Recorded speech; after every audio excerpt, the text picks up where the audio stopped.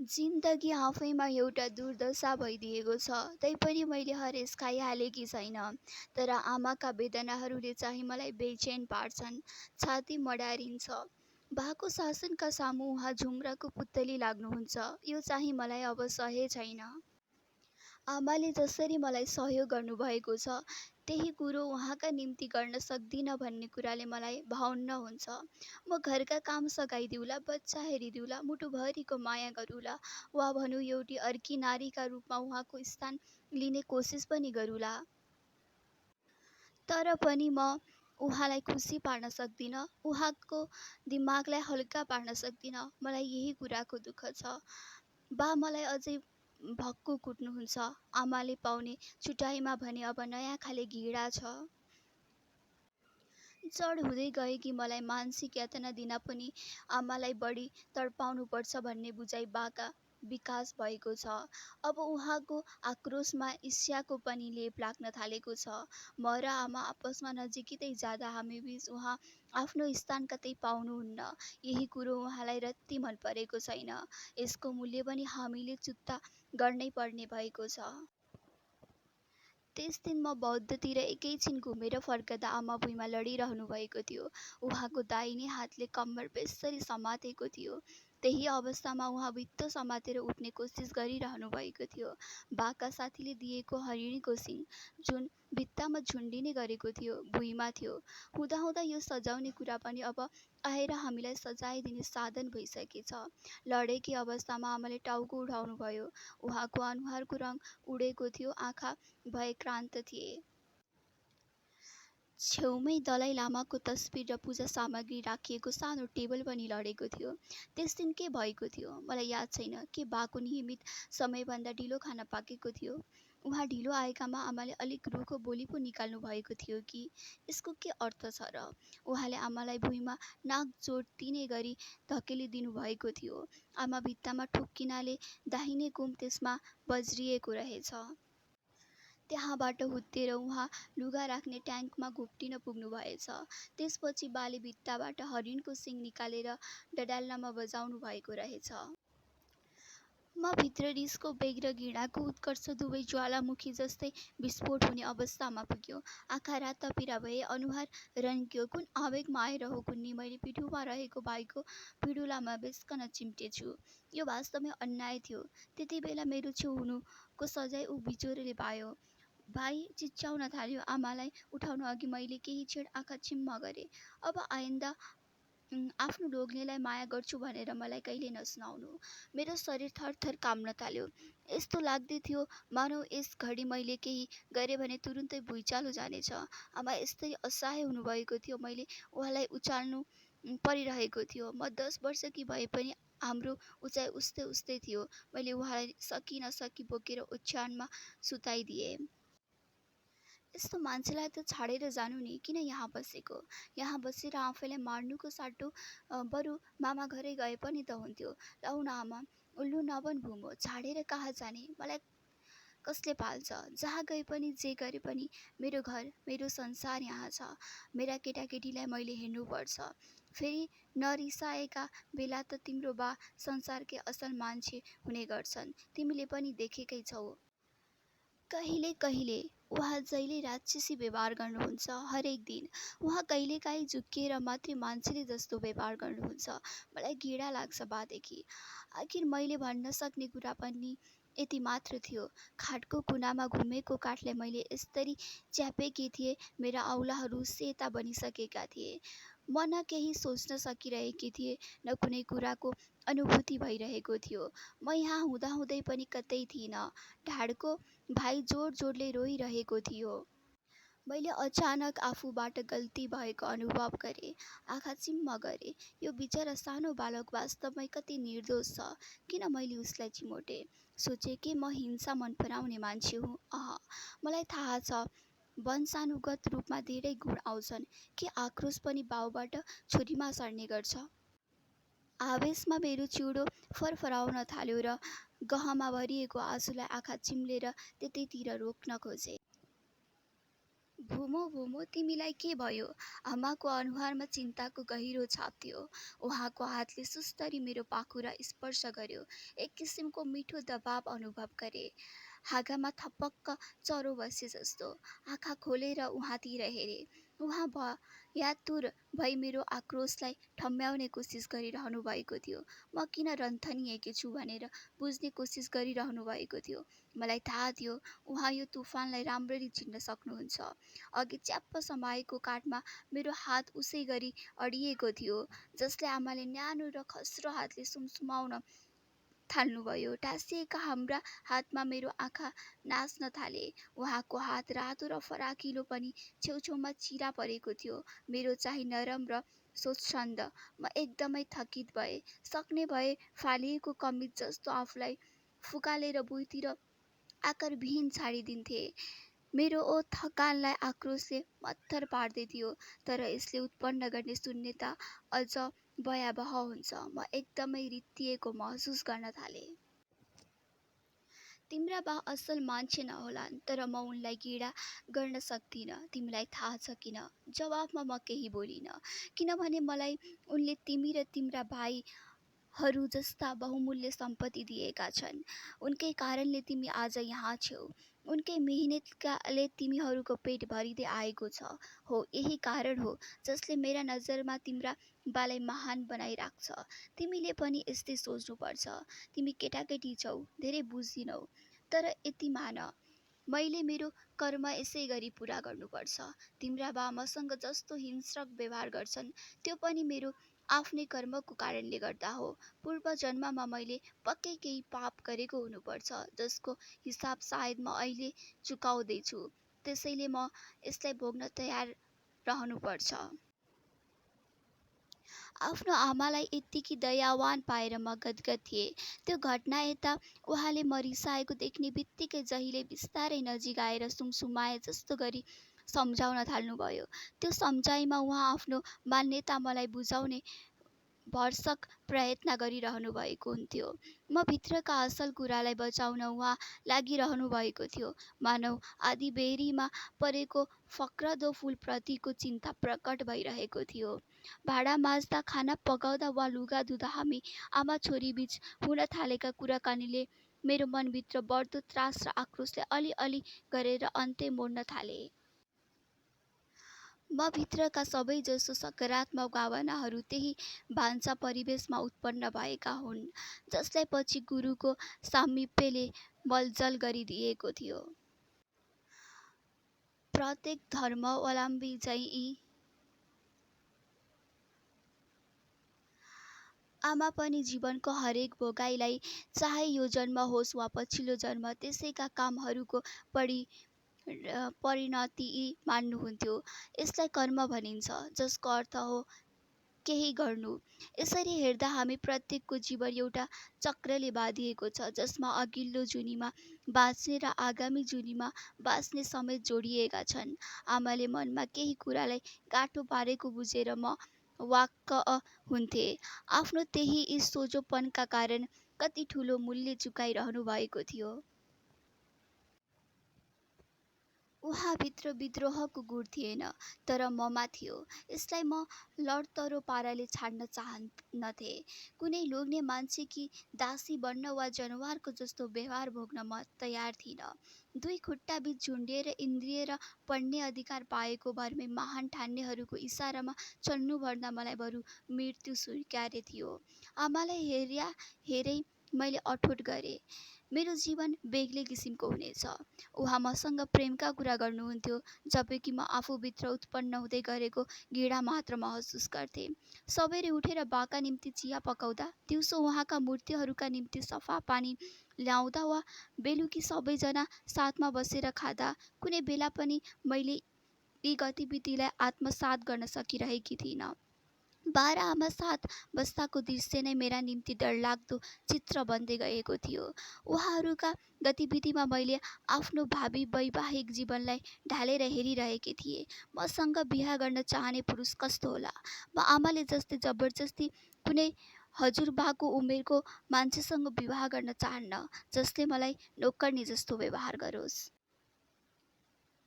प्रत्येक दिन म भित्रभित्र एउटा शक्ति पैदा भइरहेको थियो जसलाई म स्वयंभन्दा बलियो महसुस गर्थेँ र जसले आज्ञाकारी असल छोरी बन्ने मेरो चाहनालाई भित्रैबाट अलग्याउँदै लगिरहेको थियो। छोरीलाई सम्झाएर कहिल्यै नथाक्ने आमालाई यो पनि थाहा थियो। उहाँको न्यानो छातीमा टाँसिएर त्यो अँध्यारो भान्सामा बगेको आँसुसँगै मेरो जीवनमा धेरै कुरा फेरिँदै गएका थिए। म विद्रोह भन्दै थिएँ, तपाईँलाई किन बिहा गर्नुभएको अर्थ केही थिएन शास्ति भोग्नको लागि। तिमी कुरा बुझ्दिनौ। म जबरजस्ती तपाईँको जस्तो जीवन बिताउन चाहन्न। म कुनै त्यस्तो पुरुषकी दासी बन्न चाहन्न जसलाई मेरो भावनाको कुनै मतलब छैन, जसले मलाई मान्छे नभई कुनै वस्तु जस्तो व्यवहार गर्छ र जनावरलाई जस्तो जुट्छ। जति गरे पनि यस अडानमा म दृढ रहनेछु। धन्दा नमान, तिम्रो नियति अर्कै हुन सक्छ। उहाँ एकछिन शान्त हुनुभयो। बडो अन्याय अन्य मनसक म उहाँको प्रत्येक शब्दमा झुन्डिरहेकी थिएँ। मैले यतै नजिकैको गुम्बामा एकजना गुरुको बारेमा सुनेकी छु अनि अत्यन्त सम्मानित व्यक्ति हुन्। एक दिन यसो समय मिलाएर तिमीले भेट्नुपर्छ। त्यसबेला आफू आनी बन्न चाहेको कुरा बताउन नबिर्सनु। आनी बन्ने यो विचार त म भित्र कहिले आएको थिएन, तर खै किन हो मलाई हो त अनि जस्तो लाग्यो। यसमा मैले समाधान पनि देख्न थालेँ। पक्कै पनि आनी बनेमा मैले कहिले लोग्नेबाट अपमान सहनु पर्ने छैन, किनभने त्यसपछि मेरो लोग्ने नै हुने छैन। म स्वतन्त्र हुनेछु। पत्नी बन्ने कसैले पनि आजसम्म पाउन नसकेको स्वतन्त्रता। बढ्दो उमेरसँगै मैले भविष्यबारे कुनै दृष्टिकोण बनाउनै पाएकी थिइनँ, तर आमाले मेरा निम्ति ढोका खोल्दै हुनुहुन्थ्यो। त्यसमा जति सक्दो चाँडो प्रवेश गर्न म छटपटाउन थालेँ। अचानक दिइएको यो सुझाव मलाई रमाइलो लागे पनि उता आमा अलमलमै हुनुहुन्थ्यो। आमाले भनेका गुरु मेरा निम्ति अब जीवनको अर्को बाटाको प्रवेशद्वार बन्नु हुनेछ। अब मलाई कसैले रोक्न सक्दैन। मानव म फुत्किसकेँ। म यो बाटामा बढ्न अब कुनै बाधा राख्न चाहन्नथेँ। मलाई अलिकति पैसा चाहिएको थियो। कुनै पनि बौद्ध गुरुलाई दर्शन गर्न जाँदा आफ्नो गच्छा अनुसार केही न केही दक्षिणा चढाउने चलन छ। यसलाई सम्मानका रूपमा पनि हेर्ने गरिन्छ। त्यसमाथि म यी गुरुलाई मेरा निम्ति यो भेट कति महत्त्वपूर्ण छ भनेर अवगत समेत गराउन चाहन्थे। हरेक बिहान दुध किनेर फिर्ता आएको पैसा म आमालाई बुझाउने गर्थेँ, तर अब त्यो मैले आफूसँगै राख्ने निधो गरेँ। चानचुन नै भए पनि यो मेरो अर्थ सङ्कलनको सुरुवात थियो। मैले हरेक कुरामा बचत सुरु गरेँ। यसरी खुद्रा खाद्रीले भरिँदै गएको खुद्रुकेका बारेमा एक दिन बाले पत्तो पाउनुभएछ। सानै भए पनि मेरो भारी खुद्रुके हात पर्ने बित्तिकै पहिले त त्यसलाई हल्लाएर असुन्नुभएछ र भएभरको पैसा कब्जामा लिनुभएछ। यो अन्यायले मलाई भित्रभित्रै क्रुद्ध बनायो। तैपनि मैले फेरि पैसा जम्मा गर्न थालेँ। म हार मान्नेवाला थिइनँ र दोस्रोचोटि मेरो बचत योजना लुकाई छिपाई नभई सबैका सामुन्ने अघि बढ्न थाल्यो। आमा सामान किन्न पठाउँदा पैसा ठिक्क तोकेर दिने गर्नुहुन्थ्यो। त्यसैले जहिले पनि मेरो खुद्रुकेको भाग्यमा केही न केही बच्ने गर्थ्यो। यसरी बचेको पैसाको हर हिसाब आमा राख्नुहुन्थ्यो। केही सातामै मसँग फेरि राम्रो बचत तयार भयो। यो बाहेक गुरुका सामुन्ने सानी बच्ची हुनुको लाभ पनि त थियो। आखिर मैले पर्खिरहेको त्यो बिहान आइपुग्यो। बाका निम्ति खाजा तयार पार्न उज्यालो नहुँदै जागे। त्यसपछि धारामा गएर नुहाए। निकै चिसो थियो। सडक किनारमा दुईटा कुकुर फोहोरको कन्टेनर पछिल्लोतिरबाट मलाई टुलुटुलु हेर्दै थिए। चिसोमा चुपचाप काम्दै घर पुगे। सबैजना सुतिरहेका रहेछन्। मैले साँचेर राखेको एउटा राम्रो लुगा लगाए। स्कुलको वार्षिक उत्सवका बेला त्यो सेतो पोसाक नृत्यमा भाग लिए बापत मलाई दिइएको थियो। सेतो लुगा मलाई शुद्ध लाग्छ। पुरानो नायलको डोरीले कपाल टिमिक्क पारे। मैले गुरुका अघिल्तिर आफू संवेदनशील र गम्भीर केटी भएको छाप छोड्नु थियो। हाम्रो घर छेउैका बाटाहरू भएर कतिपय भिक्षुहरू बजार ओहोरदोहोर गर्छन्। सायद उहाँले मलाई देखिसक्नु भएको पो छ कि टोलका केटाहरूसँग कुदाकुद गरेका बेला देख्नु भएको हो भने त अब सबैभन्दा पहिले मैले आफू बदमास होइन भनेर साबित गर्नुपर्नेछ। बादल चिर्दै घामका किरणहरू फैलन थाल्दा मैले घरको पिँढी टेकिसकेकी थिएँ। गुम्बाबाट आवाज र धुनहरू निस्कन सुरु भइसकेका थिए। त्यसबेला मेरो चेतन शक्ति यति तेजिलो थियो, त्यो बाटो छिचोल्दाको प्रत्येक पाइलाबारे म अझ पनि वर्णन गर्न सक्छु। सपनाको जस्तो त्यो यात्राले मलाई विशाल रातो र सुवर्ण रङको ढोकाबाट भित्र पसायो, जहाँ देवी देवताहरूको मखुण्डाको चित्रबाट सजिएको एउटा कोठा थियो। यो ढोकाभित्र म पहिले पनि धेरै पटक प्रवेश गरिसकेकी थिएँ, तैपनि किन हो आज मलाई आफू हिँडेको यो बाटो पनि नौलो लाग्दै थियो। मैले एकजना भिक्षुलाई रोकेर आमाले बताएका गुरु ज्यागमन कोङत्रुल रिम्पोछेका बारेमा जानकारी मागे। आमाले उहाँलाई व्यक्तिगत रूपमा चिन्नुभएको छ कि छैन मलाई थाहा थिएन, तर उहाँको लोकप्रियताबारे जानकार हुनुहुन्छ भन्ने पक्का थियो। मेरो जिज्ञासाको जवाफमा एकैपटक भिक्षुले मुख्य भवनतर्फ इसारा गरेर म काम्दै गरेको मुटु लिएर सरासर अगाडि बढेँ। जुत्ता फुकाले लामो अल्छेडो बाटो सरासर हिँड्दै ध्यानकक्षको ढोका खुल्नु अघि मैले एकपटक लामो सास फेरेँ। उहाँ त्यही हुनुहुन्थ्यो, कोठाको अर्को कुनामा सहयोगीहरूका साथ। हातमा बौद्ध धर्मावलम्बीहरूले मन्त्रपाठ गर्दा प्रयोग गर्ने माला पनि थियो। काठको प्रत्येक गेडा घुमाउँदा ओठमा गन्ती पनि चलिरहेकै थियो, मानौ विनम्रतापूर्वक केही चपाइरहेको जस्तो। कोठामा त्यस्तै 10 जना जति महिला र पुरुष, कोही उभिएका त कोही बसेरै प्रतीक्षा गरिरहेका थिए। उनीहरू सबै गुरुकै दर्शनका निम्ति आएका थिए। म छिटो भेट्न आतुर भए पनि परिस्थितिले धेरै बेर पर्खनुपर्ने सङ्केत गरिरहेको थियो। हत्तेरी, अरू केही उपाय पनि त छैन। अलिक वरै घुँडा टेकेर बसे। पाठ सकिने बित्तिकै मलाई देख्नु हुनेछ भन्ठानेर। गुरुले त मतिरै पो चासो दिएर हेरिरहनु भएको रहेछ। उहाँले छेउमै बसेकासँग केही फुसफुसाएपछि तिनले नै मलाई औलाको इसाराले बोलाए। म अगाडि गएर 3 पटक साष्टाङ्ग दण्डवत गरेँ। गुरुका अघिल्तिर घुँडा मारेर बसेँ। शिर निहुराएर ढोग्दै आफूले ल्याएको खादा अर्पण गरेँ। एकछिनपछि टाउको उठाएँ। चिम्सा आँखामा धातुले मोडिएको चस्मा उहाँलाई खुबै सुहाएको थियो। छाला अत्यन्त नरम र चिल्लो देखिन्थ्यो। ठुला हातका लाम्चा औलाहरू र आकर्षक रेशमी पहिरन। परैबाट हेर्दा पनि अत्यन्त भद्र र सफा व्यक्तित्व थियो त्यो। उहाँको उमेर 30 वर्षको हाराहारी मात्रै त थियो। तिमी को हौ नानी? यति सानो उमेरमा यसरी एक्लै मसँग भेट्न आयो? भन के चाहन्छौ?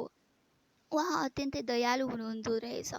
भय मिश्रित श्रद्धाकै माझ पनि मैले आफूलाई बडो गौरवशाली ठानिरहेकी थिएँ। अचानक मैले गुरुका सामुन्ने भनुला भनेर याद गरेका शुभकामनाका शब्द र पाठहरू सबै बिर्सिएँ। आफ्नो अनुरोधलाई मिठा शब्दले सजाएर गुरु ऊ समक्ष राखुला भन्ने कत्रो रहर थियो, तर मेरो मुखबाट एउटा वाक्य मात्र निस्क्यो। सायद यो अलिक ठाडो पनि सुनियो। म आनी भन्न चाहन्छु।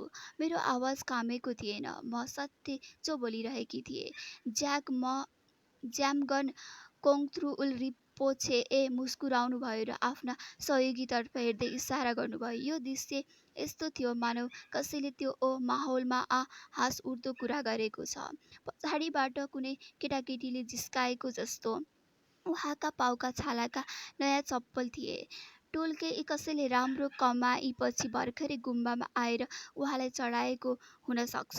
गुरु पनि म जस्तै नयाँ पहिरनमा बस्नुभएको थाहा पाउँदा मलाई बडो आनन्द लागिरहेको थियो। म आनी भन्न चाहन्छु।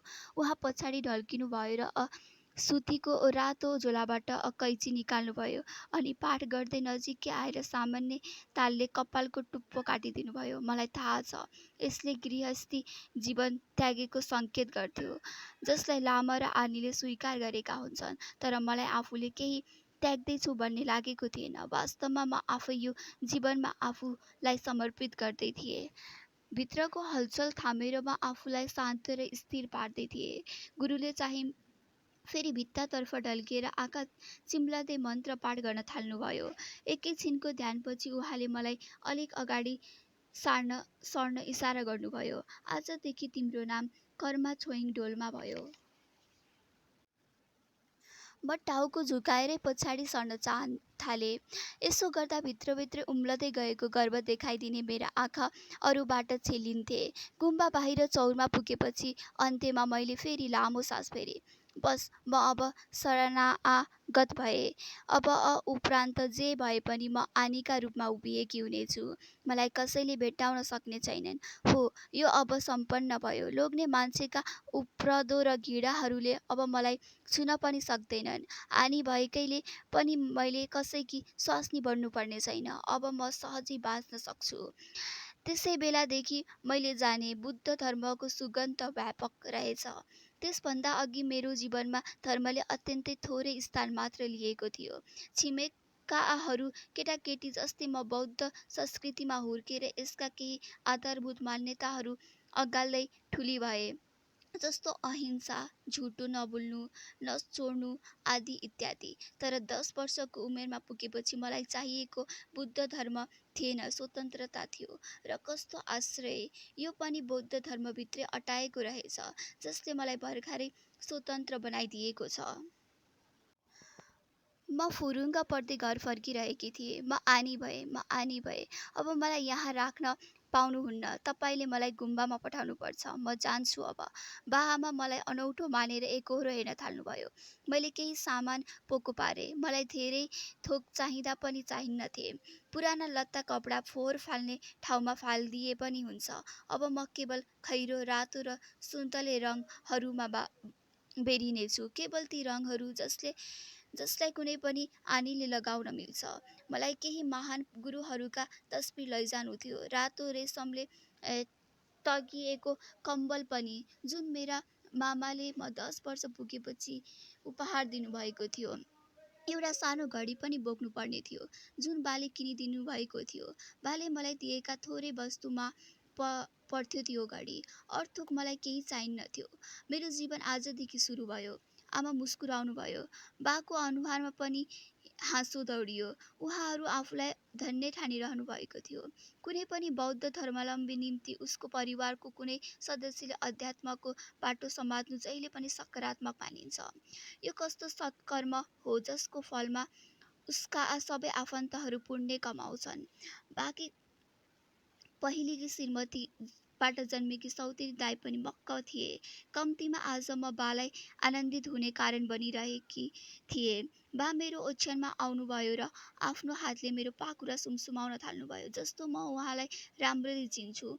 उहाँका आँखामा आफैलाई धिक्कारिरहेको दृश्य देखिरहेको थिएँ। त्यतिखेर मलाई यो पनि महसुस गराइयो, गुम्बा पुग्नु त्यति सहज पनि छैन। बडो राम्रो समाचार भुपो, तिमीलाई गुम्बासम्म सुविस्ता साथ पुर्याउन हामी सबै व्यवस्था मिलाउनेछौँ, तर तिमीले केही समय पर्खनुपर्छ। र मलाई थाहा दियो, उहाँले तत्काल मलाई बिदा गर्नुहुने छैन। मैले पर्खिनु पर्यो। पुरै 3 वर्ष, अत्यन्त लामो 3 वर्ष। यो अन्तरालमा म गुम्सिएर बाँचे। यो अवधिभर मैले आफ्नो स्वतन्त्रताका बारेमा मात्र सोचिरहेँ। मेरो दिमागमा म कतै अन्त्यको बासिन्दा भइरहेकी थिएँ। मेरो हरेक दिनका गतिविधिमा कतै न कतै समस्या उत्पन्न हुन थालिसकेका थिए। समय बित्दै जाँदा बाले छोरी घरै बसिदियोस् भन्ने चाहना पनि बेला बेला राख्न थाल्नु भएको थियो। आखिरमा मेरी आमालाई कसले सघाउँछ? पक्कै पनि मेरा भाइहरूले त सघाउँदैनन्। म सजिलै उम्कन पाउने थिइनँ। हाम्रा दैनिकका संवाद हुन्थे। मलाई कहिले जान दिनुहुन्छ? पख्न छिटै। भित्रभित्रै म तातिरहेकी थिएँ, आगोको रापमा उम्लिँदै गरेको दुध जसरी। र कहिलेकाहीँ उम्ली पनि हाल्छु कि जस्तो। अघिल्लो दिन फेरि बाले मलाई बिना कारण कुटेपछि मैले केही गरेरै छाड्ने निधो गरेँ। प्रत्येक बिहान चाहिँ मैले नास्ता बनाएर भाइहरूलाई खुवाएर घरमा कोही आइहाले भने सत्कारका निम्ति एक थर्मस चिया तयार पारिदिए। त्यसपछि 1-2टा पाउरोटी चपाए। आमाको सेतो ऊनी ओढ्ने मलाई साह्रै मन पर्थ्यो। त्यति बेला त्यो ओढ्ने लिन म सङ्कोच मान्दै थिएँ, तर पछि लिएरै छाडेँ र भागेँ। मलाई बाले किन कुट्नुभयो त? अति गर्नुको पनि सीमा हुन्छ। मैले नागी गुम्बा जाने निधो गरेँ, जहाँ मेरो प्रतीक्षा भइरहेको थियो। 2 वर्षपछि, सायद म 11 वर्षकी हुँदा, हाम्रो परिवारकै एक सदस्य अत्यन्त सम्मानित गुरु टुल्की उर्गेन रिम्पोछेसँग परिचय गराएका थिए। उहाँ धेरै गुम्बाका प्रमुख हुनुहुन्थ्यो, जसमध्ये बौद्धकै सेतो गुम्बा पनि पर्थ्यो। त्यसबाहेक काठमाडौँ छेउको डाँडा मा रहेको ओ नागी गुम्बाको जिम्मा पनि उहाँकै थियो। बौद्धको गुम्बामा आएका बेला मैले पहिलो पटक उहाँलाई भेटेकी थिएँ। त्यो बेला ध्यान मग्न हुनुहुन्थ्यो। लगत्तै मेरो शिरमा हात राखेर उहाँले आशीर्वाद दिनुभएको थियो। प्रेमले भरिपूर्ण आँखा र शारीरिक चालमा झल्किने भद्रताले मलाई आनन्दको जुन उचाइमा पुर्याएको थियो, त्यसका अघिल्तिर उहाँले व्यक्त गरेका शब्दहरूमा मेरो ध्यानै गएन।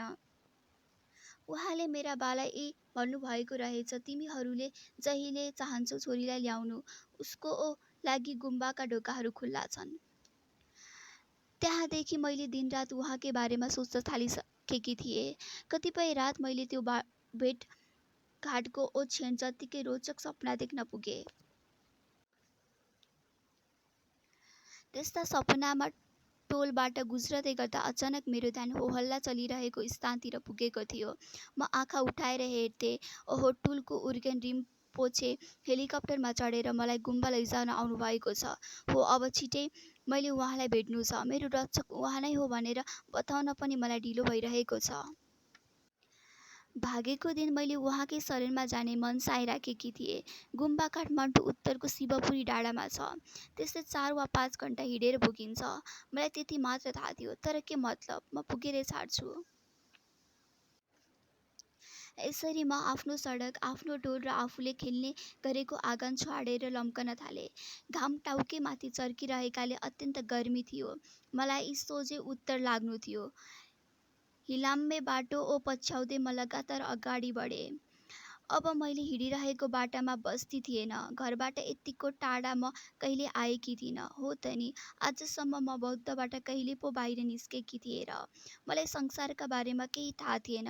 लौ, यसरी हिँडेँ भने म सोरै आना हराउँछु। तत्कालै मलाई भय महसुस भयो। म काम्न थालेँ। मलाई आफू कुन दिशामा उभिरहेकी छु भन्ने पनि थाहा छैन। मैले गर्न सक्ने भनेको त्यतिन्जेल हिँडिराख्नु हो, जबसम्म मलाई नागी गुम्बाको बाटो बताउन सक्ने कुनै बटुवा फेला पर्दैन। र यो अनकन्टारमा त्यस्तो कुनै सङ्केत पनि देखाइदिएको थिएन। मनमा के आयो खै, म एक्कासी फनक्क घुमेर आएकै बाटो फर्किएँ। घर पुगेर मैले कसैलाई आफू भागेको कुरा सुनाइनँ। आमालाई पनि सुनाइनँ। किनभने म असफल भएकी थिएँ। म दैनिक बेहोरिरहेको आतङ्कबाट पर एउटा यस्तो बिन्दुबाट फर्किएँ जहाँ उफ्रन मात्र बाँकी थियो। म 1 घण्टाको हिँडाइ वा भनौँ भगाइ पछि फर्किएकी थिएँ। थाहा नपाएको कुरातर्फ बढ्नु भनेको जहिले पनि नरकमा जानुभन्दा बढी डरलाग्दो हुँदो रहेछ। घर पुग्दा म यसरी भागेको बा आमाले चाल पाउनु भएको रहेनछ। घरभन्दा अलिक परको सडकमा पुग्दा पनि कैयौँ पटक निर्घात छुटिएकी म आज भागेर फिर्ता आउँदा पनि कुनै प्रतिक्रिया थिएन। अर्थात् मेरो भगाइ म भित्रकै एउटा घटनामा सीमित थियो। तर पनि यतिन्जेल फलफुलमा किरा परिसकेको थियो।